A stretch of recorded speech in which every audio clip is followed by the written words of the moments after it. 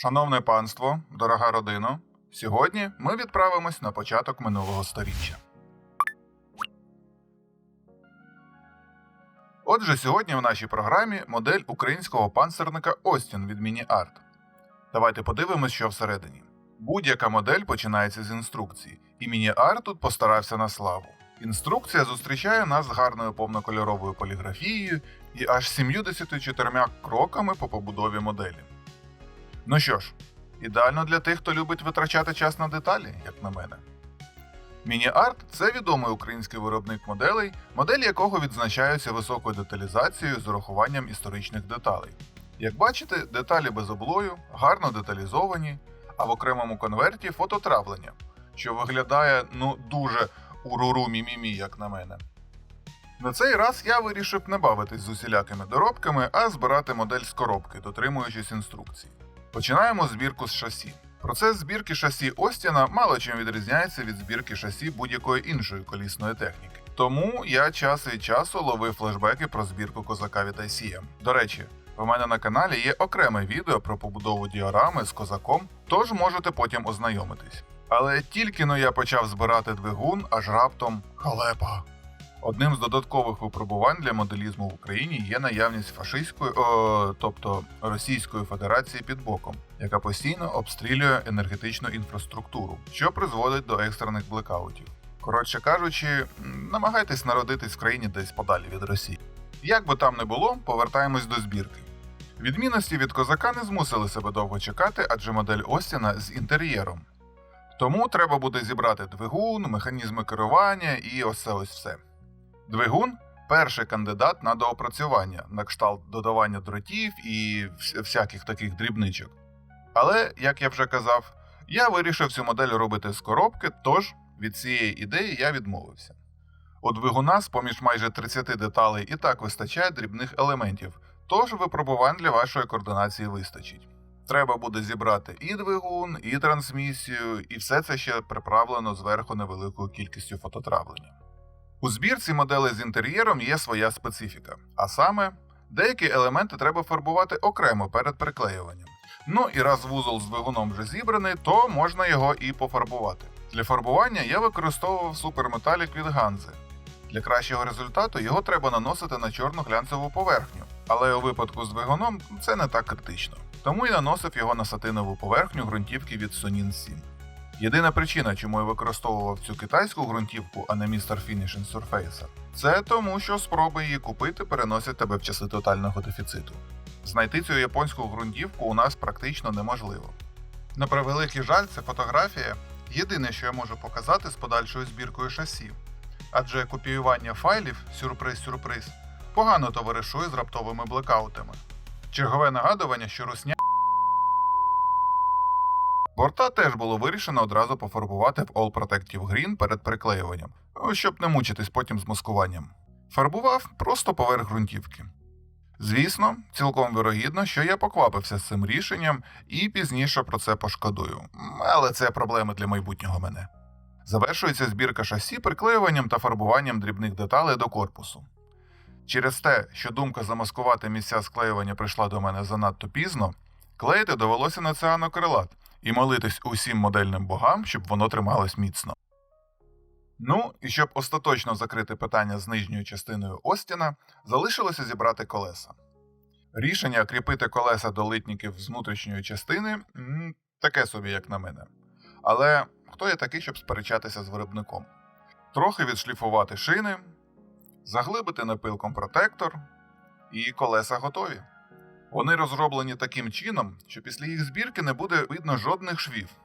І їх я теж вирішив частично пофарбувати. Збірка корпусу починається з найцікавішої частини. Насправді ні. Приклеювання заклепок схоже на якийсь репетитивний ритуал. Зрізав, приклав, зафіксував. Зрізав, приклав, зафіксував. Зрізав, приклав, зафіксував. Зрізав, приклав, зафіксував. Якщо ви не знаєте, чим зайняти руки під час рефлексії щодо власних життєвих рішень, Міні-Арт радо вам допоможе з цим. Там, де інші виробники роблять одну деталь, Міні-арт створює окрему деталь з фототравлення для кріплення і окрему деталь для головки гвинта. Як каже Мартіна з каналу NerdForge, So smooth. поки ви спостерігаєте за збіркою основних частин корпусу, про яке щось цікаве розказати проблематично, адже все і так зрозуміло з відео, я розповім про свій геніальний задум щодо цієї моделі. Це буде подарунок для друга, який захоплюється періодом визвольної війни за незалежність УНР. Але подарувати просто модель якось не комільфо, тому планується невелика діорама у незвичному оформленні. Тож очікуйте на серію відео. Цей бронеавтомобіль символізує важливий період в історії України, коли молода держава боролася за свою незалежність. Такий подарунок не лише порадує його історичною цінністю, але й стане цікавим елементом колекції. Також це буде цікавим способом вшанувати історію України, адже цей панцерник є важливим елементом військової історії. А тепер трохи попрацюємо над деталями. І для цього нам знадобиться фототравлення. Необхідно обережно зачистити напилком края деталей, де би вони були гладенькими та чистенькими. Хоча це може бути завданням із зірочкою, адже деталі дуже дрібні. Для приклеювання деталей слід використовувати цианокрилатний клей, адже звичайний модельний клей взаємодіє з фототравленням приблизно ніяк.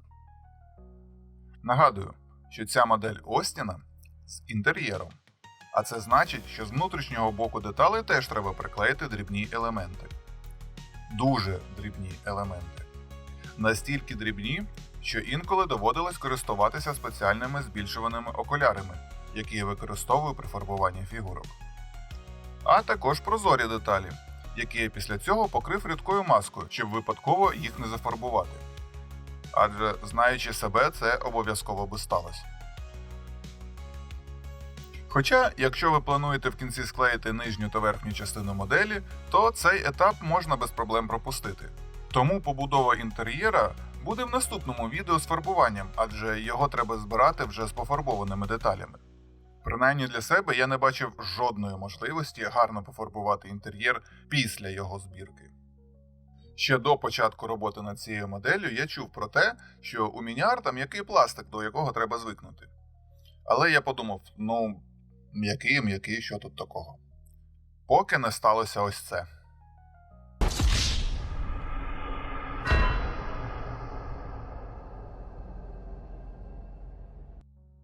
Принаймні ви на моєму прикладі дізналися, як робити не треба. На щастя, це було легко полагодити за допомогою мідного дроту та цианокрилату. Але давайте повернемось до корпусу, а точніше до передньої частини. Збирається все легко, хоча деякі деталі довелося тримати, поки вони повноцінно не приклеються. Хоча, можливо, це я щось робив неправильно. Схиляюсь більше до цього варіанту. І все, що залишилось для остаточного з'єднання моторного відсіку з корпусом, це дві деталі L-образної форми. Виглядає не дуже надійно, але свою справу робить. Корпус не розвалюється, але все одно краще бути максимально обережним. І раз з деталізацією внутрішніх частин ми вже закінчили, то можна нарешті остаточно закінчити і зі збіркою основного корпусу. А саме, приклеїти задні люки, бронепластини з прозорими деталями, двері і оце ось все. Після того, як основний корпус зібраний, можна повернутися до фототравлення, якого, як ви зрозуміли, вистачає. Фототравлені деталі дуже тонкі і мають високу деталізацію, що робить їх ідеальними для відтворення дрібних частин, таких як решітки, антени або дрібні кріплення. Це забезпечує більш реалістичний вигляд моделі. Але робота з травлом вимагає певних навичок. Таких, наприклад, як вміння точно наносити клей. В мене таких навичок немає. Проте в мене є дебондер для цианокрилата, який видаляє залишки клею настільки легко та швидко, наче ви м'якою мікрофіброю витираєте пил з глянцевої поверхні.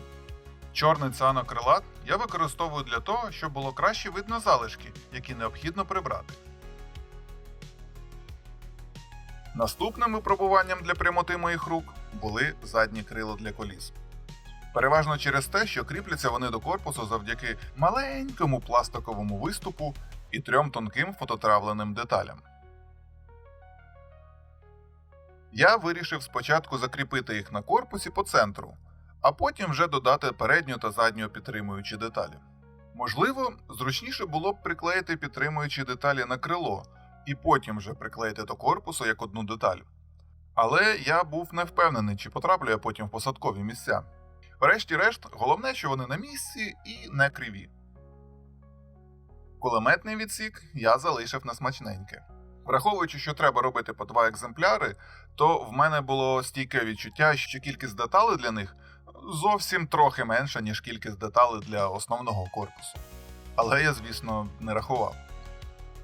Якщо ви думали, що міні-арт не буде сильно заморочувати з цими деталями і не додасть фототравлення, то ви погано знаєте цього виробника. Наприклад, корпус кулемету складається з 3 деталей, які тримаються, можна сказати, на чесному слові. Тому клея я для них не пошкодував. Ну і фототравлений щиток на додачу.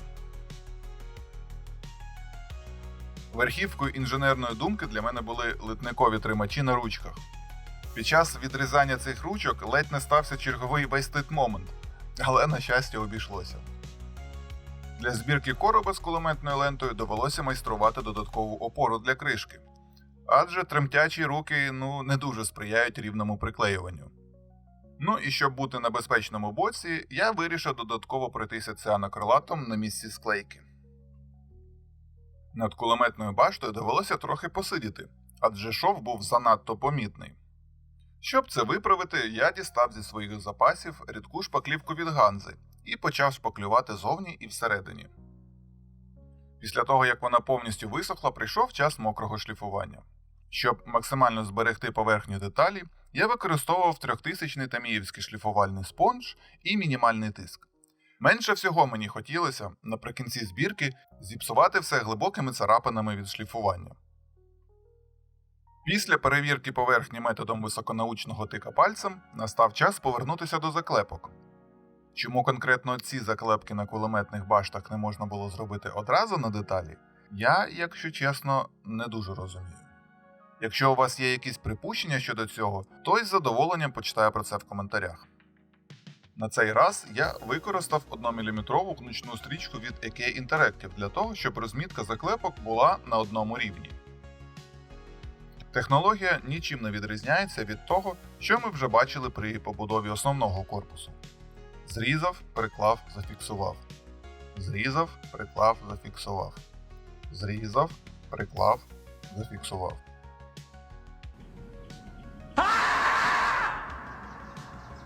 Для приклеювання захисних кожухів довелося знову скористатися ліщатами для фіксації деталі. Для травла використовувався той самий чорний цианокрилат, і в чергове хочу нагадати, що дебондер при роботі з ним – абсолютний must-have, який забезпечить вам чистий та акуратний результат. Залишилося додати до люка ручки та тримачі для ліхтарів.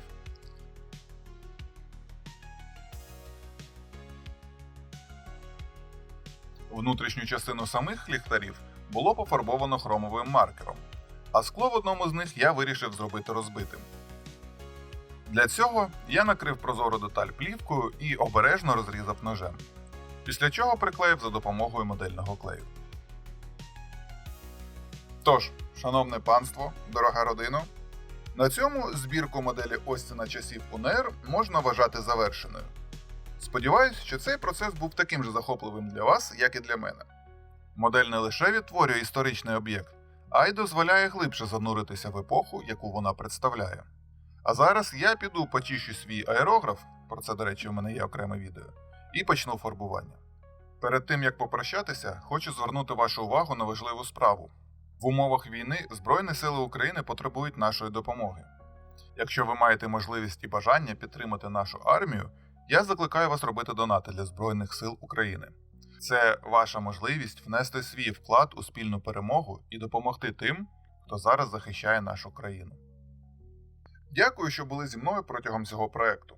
Якщо вам сподобалося це відео, не забудьте поставити лайк і підписатися на канал, щоб не пропустити нові огляди і збірки. Залишайте свої коментарі та питання, я завжди радий обговорити цікаві моменти та поділитися додатковими порадами. Бажаю вам успіхів у ваших власних моделях і сподіваюся, що ваша наступна збірка буде не менш захопливою. До нових зустрічей!